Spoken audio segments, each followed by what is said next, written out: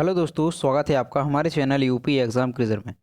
दोस्तों, आज की वीडियो में हम 1 मार्च से संबंधित उत्तर प्रदेश करंट अफेयर और इसके अलावा यूपी एग्ज़ाम्स के लिए मोस्ट इंपॉर्टेंट करंट अफेयर के क्वेश्चंस को डिस्कस करेंगे और हर एक क्वेश्चन से रिलेटेड आपको फैक्ट भी बताएंगे। और वीडियो के अंत में हम आपसे एक क्वेश्चन भी पूछेंगे जिसका जवाब आपको कमेंट बॉक्स में देना है। और अगर आपको इसकी PDF डाउनलोड करनी है तो आप हमारे टेलीग्राम ग्रुप से इसकी PDF डाउनलोड कर सकते हैं। टेलीग्राम ग्रुप की लिंक आपको वीडियो के डिस्क्रिप्शन में मिल जाएगी। और दोस्तों, ये जो Uttar Pradesh daily current affair का वीडियो है ये UP PT, UP PSC, UP SI तथा उत्तर प्रदेश शिक्षक भर्ती के साथ साथ उत्तर प्रदेश के जितने भी कॉम्पिटिटिव एग्जाम्स हैं उसके लिए मोस्ट इम्पॉर्टेंट है। तो अगर आप उत्तर प्रदेश की किसी भी एग्जाम्स की तैयारी कर रहे हैं तो आप उत्तर प्रदेश का डेली करंट अफेयर का वीडियो रेगुलर जरूर देखें। तो चलिए आज का वीडियो शुरू करते हैं। पहला क्वेश्चन है, घुड़सवारी टेंट पेंगिंग के लिए विश्व कप क्वालिफायर की मेज़बानी निम्नलिखित में से कौन सा देश करेगा? ऑप्शन नंबर ए है भारत, बी है रूस, सी है अमेरिका और डी है ब्राज़ील। तो इसका जो करेक्ट आंसर है वो है ऑप्शन नंबर ए, भारत। भारत घुड़सवारी टेंट पेंगिंग के लिए विश्व कप क्वालिफायर की मेज़बानी करेगा। 11 से 14 मार्च तक ग्रेटर नोएडा में इस खेल का आयोजन किया जाएगा।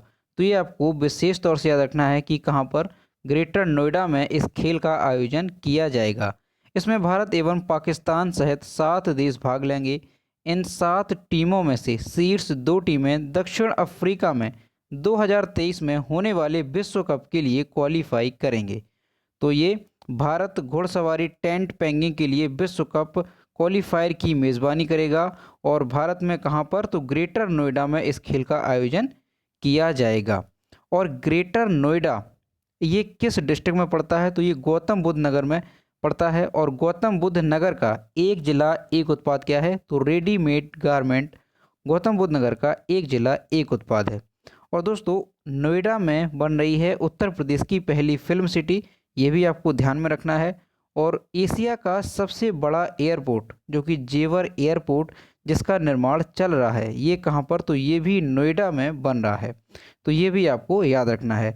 और नोएडा को ही प्रदेश के मुख्यमंत्री योगी आदित्यनाथ ने आर्थिक राजधानी बनाए जाने की बात कही है। तो ये भी आपको ध्यान रखना है। अगला क्वेश्चन है, हाल ही में मुख्यमंत्री योगी आदित्यनाथ ने संचारी रोग अभियान का शुभारंभ कहाँ किया? ऑप्शन नंबर ए है गोरखपुर, बी है कानपुर, सी है वाराणसी और डी है लखनऊ। तो इसका जो करेक्ट आंसर है वो है option number C, Varanasi. Uttar Pradesh के मुख्यमंत्री योगी आदित्यनाथ ने रविवार को पीएम मोदी के संसदीय क्षेत्र वाराणसी के चोलापुर सामुदायिक स्वास्थ्य केंद्र से संचारी रोग नियंत्रण अभियान की शुरुआत की। इस दौरान सीएम ने आरोग्य मेले का निरीक्षण कर 5 लोगों को गोल्डन कार्ड भी दिए। संचारी रोग नियंत्रण अभियान दिमागी बुखार और संचारी रोग की रोकथाम के लिए मदद करेगा। तो उत्तर प्रदेश के मुख्यमंत्री योगी आदित्यनाथ ने इसकी शुरुआत की है। और कहाँ से? तो वाराणसी से इसकी शुरुआत की गई है संचारी रोग अभियान की। ठीक है, अब ये वाराणसी में किया गया है तो वाराणसी से संबंधित कुछ इंपॉर्टेंट क्वेश्चन देखते हैं जो कि एग्जाम्स में पूछे जाते हैं। तो सबसे पहले, वाराणसी का एक जिला एक उत्पाद क्या है? तो बनारसी रेशम साड़ियाँ वाराणसी का एक जिला एक उत्पाद है। और वाराणसी के उपनाम देखिए क्या है? तो वाराणसी को विश्वनाथ नगरी भी कहा जाता है और मुक्ति नगर भी वाराणसी को कहा जाता है। और इसके साथ ही घाटों का नगर ये भी वाराणसी का उपनाम है। और वाराणसी को काशी नाम जो है वो कहाँ पर मिला है? तो यानी कि ऋग्वेद में इसे काशी के नाम से संबोधित किया गया है। तो सबसे पहले ऋग्वेद में इसे काशी कहा गया है। तो ये भी आपको याद रखना है कि वाराणसी को काशी कहाँ पे कहा गया है? तो ऋग्वेद में इसे काशी कहा गया है। काशी के या वाराणसी के प्रसिद्ध मंदिर कौन कौन से हैं? तो काशी विश्वनाथ मंदिर ये प्रमुख मंदिर है। इसके साथ ही अन्नपूर्णा मंदिर, काल भैरव मंदिर, तुलसी मानस मंदिर, भारत माता मंदिर, संकटा देवी मंदिर, ये वाराणसी के प्रसिद्ध मंदिर हैं। और वाराणसी में एक अंतर्राष्ट्रीय हवाई अड्डा है जिसका नाम है लाल बहादुर शास्त्री अंतर्राष्ट्रीय हवाई अड्डा। ये प्रमुख है, ये कई बार एग्जाम्स में पूछा भी गया है। और वाराणसी के प्रमुख मेले कौन कौन से हैं? तो नकटैया मेला, वाराणसी महोत्सव, दशहरा मेला, ये वाराणसी के प्रमुख मेले हैं। तो ये सारी चीज़ें आपको वाराणसी से संबंधित याद रखनी है। अगला क्वेश्चन है,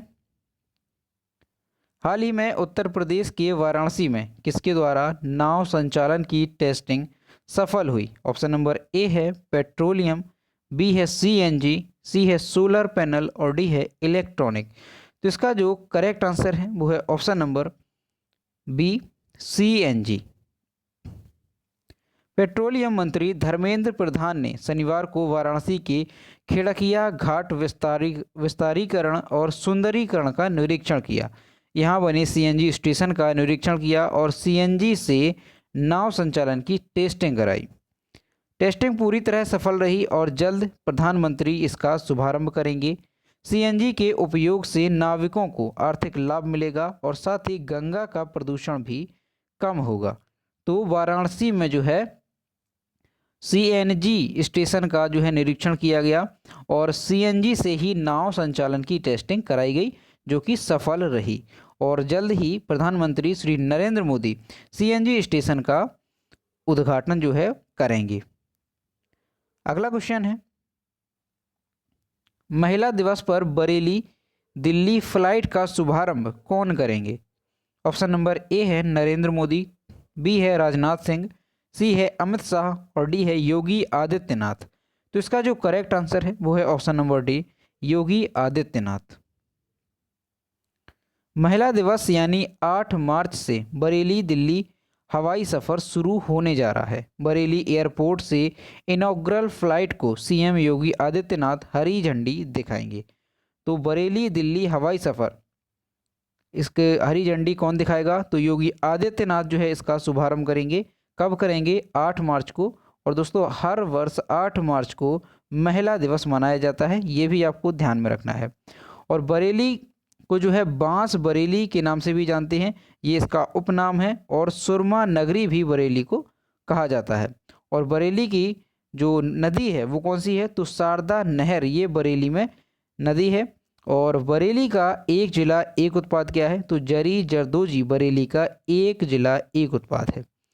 अगला क्वेश्चन है, हाल ही में किस राज्य में नम्मा कार्गो सर्विस शुरू की गई? ऑप्शन नंबर ए है असम, बी है पश्चिम बंगाल, सी है कर्नाटक और डी है बिहार। तो इसका जो करेक्ट आंसर है वो है ऑप्शन नंबर सी, कर्नाटक। हाल ही में कर्नाटक के मुख्यमंत्री बी.एस. येदियुरप्पा ने नम्मा कार्गो की शुरुआत की। यह एक पार्सल एवं कार्गो सर्विस है। यह सर्विस कर्नाटक सहित आंध्र प्रदेश, तेलंगाना, गोवा, महाराष्ट्र, केरल, तमिलनाडु के कुछ हिस्सों में लागू की जा रही है। कार्गो सेवाओं को कर्नाटक के 109 बस स्टेशनों पर लागू किया जाएगा। अनुमान है कि इस पार्सल सर्विस से प्रतिवर्ष 70 से 80 करोड़ लगेज राजस्व उत्पन्न होगा।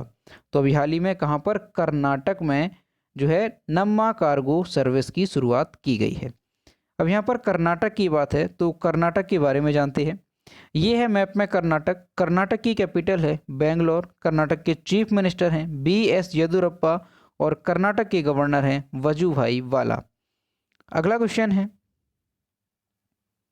हाल ही में खबरों में रहा नेंद्रन किस फल की किस्म है? ऑप्शन नंबर ए है सेब, बी है केला, सी है पपीता और डी है आम।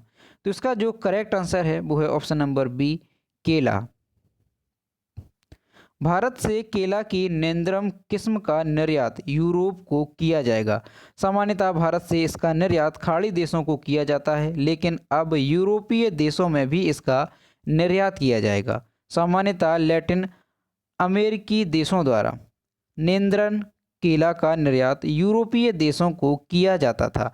तो ये क्वेश्चन क्यों इम्पोर्टेंट है? क्योंकि अभी तक जो ये नेंद्रन किस्म है केला की, इसका निर्यात जो है वो खाड़ी देशों में किया जाता था, लेकिन अब यूरोपीय देशों में भी इसका निर्यात किया जाएगा। तो ये आपको ध्यान में रखना है। नेंद्रन जो है ये किसकी किस्म है? तो ये केला की एक किस्म है। अगला क्वेश्चन है, हाल ही में झारखंड के किस जिले में कम से कम 900 साल पुराना बौद्ध मठ पाया गया है? ऑप्शन नंबर ए है धनबाद, बी है बोकारो, सी है कोडरमा और डी है हजारीबाग। तो इसका जो करेक्ट आंसर है वो है ऑप्शन नंबर डी, हजारीबाग। भारतीय पुरातत्व विभाग ने झारखंड के हजारीबाग जिले में एक पुराना बौद्ध मठ खोजा है। यह मठ कम से कम 900 साल पुराना बताया जा रहा है। खुदाई में सीतागढ़ी पहाड़ियों के जुलजुल पहाड़ के निकट बुरहानी गांव में तारा और बुद्ध की पत्थर की मूर्तियां पाई गई हैं। देवी तारा की 4 मूर्तियां एवं बुद्ध की 6 मूर्तियां पाई गई हैं। शैव देवता माहेश्वरी की भी एक मूर्ति मिली है। तो दोस्तों ये याद रखना है आपको, झारखंड के हजारीबाग जिले में एक पुराना बौद्ध मठ जो है उसकी खोज हुई है, और ये बौद्ध मठ जो है कम से कम 900 साल पुराना बताया जा रहा है। और दोस्तों बौद्ध धर्म से रिलेटेड कई बार एग्जाम्स में बहुत सारे क्वेश्चन पूछे गए हैं, तो बौद्ध धर्म जो है वो मोस्ट इम्पॉर्टेंट है। कुछ इसके क्वेश्चन देखते हैं जो कि एग्जाम्स में लगातार पूछे जा रहे हैं। बौद्ध धर्म की स्थापना किसने की थी? तो गौतम बुद्ध ने बौद्ध धर्म की स्थापना की थी। और गौतम बुद्ध का जन्म कहाँ पर हुआ था? तो कपिलवस्तु के लुम्बिनी में इनका जन्म हुआ था। और इनके जो गृह त्याग की घटना है उसे क्या कहा जाता है? तो महाभिनिष्क्रमण इनके गृह त्याग की घटना को कहा जाता है। और गौतम बुद्ध को ज्ञान कहाँ पर प्राप्त हुआ था? तो बोध गया में इनको ज्ञान प्राप्त हुआ था। और गौतम बुद्ध ने प्रथम उपदेश कहाँ पर दिया था? ये क्वेश्चन कई बार एग्जाम्स में पूछा गया है। तो सारनाथ में इन्होंने पहला उपदेश दिया था। और सर्वाधिक उपदेश इन्होंने कहाँ पर दिए थे? तो श्रावस्ती में सर्वाधिक उपदेश गौतम बुद्ध ने दिए थे। और अगर मृत्यु का क्वेश्चन पूछा जाए तो गौतम बुद्ध की मृत्यु कुशीनगर में हुई है। तो ये सारे क्वेश्चन आपको बौद्ध धर्म से रिलेटेड याद रखने हैं। अगला क्वेश्चन है, राष्ट्रीय अनुसूचित जाति आयोग NCSC के अध्यक्ष का पद निम्न में से किसने संभाला है? ऑप्शन नंबर ए है मोहन कुमार, बी है विजय सांपला, सी है अनुज सचदेवा और डी है अनिल त्यागी। तो इसका जो करेक्ट आंसर है वो है option number B, Vijay Sampla. Vijay Sampla ने 24 फरवरी 2021 को राष्ट्रीय अनुसूचित जाति आयोग NCSC के अध्यक्ष का पदभार संभाल लिया है। और दोस्तों ये जो NCSC है इसका फुल फॉर्म क्या है? तो national commission for schedule caste, ये इसका फुल फॉर्म है। रामशंकर कठेरिया का कार्यकाल मई 2020 में समाप्त हो जाने के बाद से ही यह पद खाली था। राष्ट्रीय अनुसूचित जाति आयोग एक संवैधानिक निकाय है। इसका जिक्र संविधान के अनुच्छेद 338 में किया गया है। तो आपको ध्यान में रखना है कि इनसे पहले कौन थे? तो रामशंकर कठेरिया जो है अनुसूचित जाति आयोग के ये अध्यक्ष थे और इनका कार्यकाल मई 2020 में समाप्त हो गया है। और अब जो नए राष्ट्रीय अनुसूचित जाति के आयोग के अध्यक्ष का पदभार संभाला है वो किसने संभाला है? तो विजय सांपला ने नए अध्यक्ष के रूप में पदभार संभाला है। और NCSC के अध्यक्ष, उपाध्यक्ष एवं सदस्यों की नियुक्ति कौन करता है? तो इनकी नियुक्ति राष्ट्रपति के द्वारा की जाती है। ये भी आपको ध्यान में रखना है। अगला क्वेश्चन है, हाल ही में चर्चा में रहा लोअर भवानी प्रोजेक्ट नहर की आधारशिला प्रधानमंत्री नरेंद्र मोदी ने किस राज्य में रखी? ऑप्शन नंबर ए है गुजरात, बी है केरल, सी है तमिलनाडु और डी है मध्य प्रदेश। तो इसका जो करेक्ट आंसर है वो है ऑप्शन नंबर सी, तमिलनाडु। प्रधानमंत्री श्री नरेंद्र मोदी ने तमिलनाडु में लोअर भवानी प्रोजेक्ट नहर के विस्तार, नवीनीकरण एवं आधुनिकीकरण की आधारशिला रखी।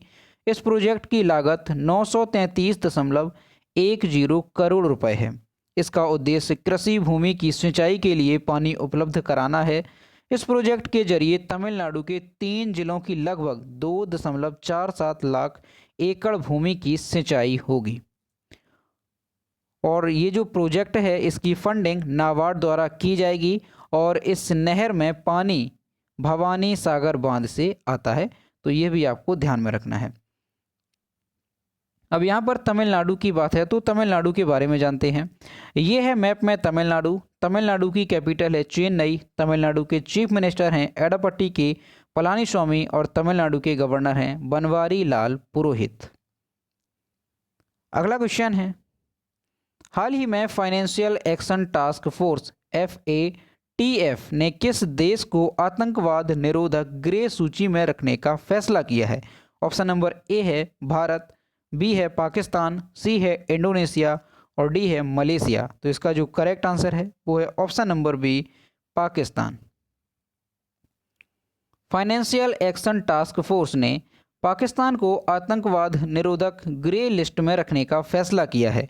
FATF एक अंतर सरकारी निकाय है जिसका गठन 1989 में मनी लॉन्ड्रिंग, आतंकी वित्त पोषण और अंतर्राष्ट्रीय वित्तीय प्रणाली से संबंधित अन्य खतरों का मुकाबला करने के लिए किया गया है। वर्तमान में इसके 39 सदस्य हैं। पाकिस्तान जून 2018 से एक ग्रे लिस्ट में है। तो ये आपको याद रखना है कि पाकिस्तान जो है वो जून 2018 से ग्रे लिस्ट में है और फिर से इसे FATF ने ग्रे लिस्ट में इसे किया है। ठीक है, इसे रखने का फैसला किया गया है। तो दोस्तों पाकिस्तान की राजधानी क्या है? इस्लामाबाद। और पाकिस्तान के जो प्रेसिडेंट हैं वो कौन है? तो आरिफ अलवी पाकिस्तान के प्रेसिडेंट हैं और पाकिस्तान के प्राइम मिनिस्टर हैं इमरान खान। और पाकिस्तान की मुद्रा है पाकिस्तानी रुपया। तो ये भी आपको पाकिस्तान से संबंधित याद रखना है। तो दोस्तों ये थे 1 मार्च से संबंधित उत्तर प्रदेश करंट अफेयर और इसके अलावा यूपी एग्जाम्स के लिए मोस्ट इंपॉर्टेंट करंट अफेयर के क्वेश्चन जो हमने डिस्कस किए। अब हम देखते हैं पिछले वीडियो का क्वेश्चन जो हमने आपसे पूछा था। तो ये है कल के वीडियो का क्वेश्चन जो हमने आपसे पूछा था कि दुनिया का सबसे ऊंचा रेलवे पुल किस नदी पर बनाया जा रहा है? इसका जो करेक्ट आंसर था वो ऑप्शन नंबर बी था, चिनाब नदी। और सभी स्टूडेंट्स ने इसके सही जवाब दिए और कुछ स्टूडेंट्स ने इसके बारे में डिटेल में लिखा। तो आप देखते हैं आज का क्वेश्चन। आज का क्वेश्चन है उत्तर प्रदेश हिंदी संस्थान ने निम्नलिखित में से किन्हें साल 2019 का भारत भारती सम्मान दिए जाने की घोषणा की है? ऑप्शन नंबर ए है डॉक्टर सूर्यबाला, बी है श्री दयानंद पांडे, सी है श्री तरुण विजय और डी है श्री रामेश्वर प्रसाद मिश्र। तो इसका जो भी करेक्ट आंसर है वो आपको कमेंट बॉक्स में बताना है। और मैं आपसे हर रोज़ कहता हूँ कि जो भी क्वेश्चन आपसे पूछा जाए आप लोग उसका आंसर जरूर किया करो। तो दोस्तों अगर आपको आज का वीडियो पसंद आया हो तो वीडियो को लाइक ज़रूर करें, शेयर करें और अगर चैनल पर नए हैं तो चैनल को सब्सक्राइब करना ना भूलें। साथ ही बेल आइकन को भी प्रेस करें ताकि टाइम टू टाइम नोटिफिकेशन आप तक पहुंचता रहे। तो मिलते हैं नेक्स्ट वीडियो में। Thank you.